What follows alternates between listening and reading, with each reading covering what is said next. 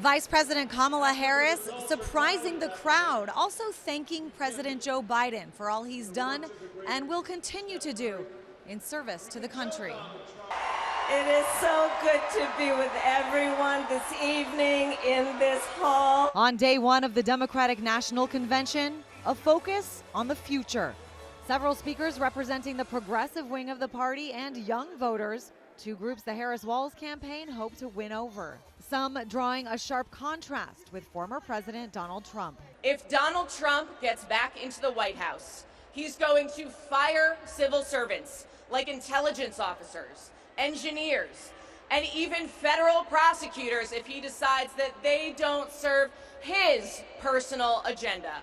Ahead of his speech, President Joe Biden on stage for a walkthrough. His remarks expected to include mentions of their work passing the bipartisan infrastructure law, lowering the cost of prescription drugs, and fighting climate change.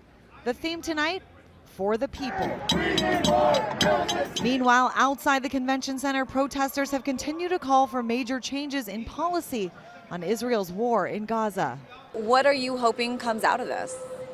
We're hoping to build a mass movement because we know that the source of change will not be from within the party. Former President Donald Trump, meanwhile, is hitting a bunch of battleground states this week, including a speech today in Pennsylvania.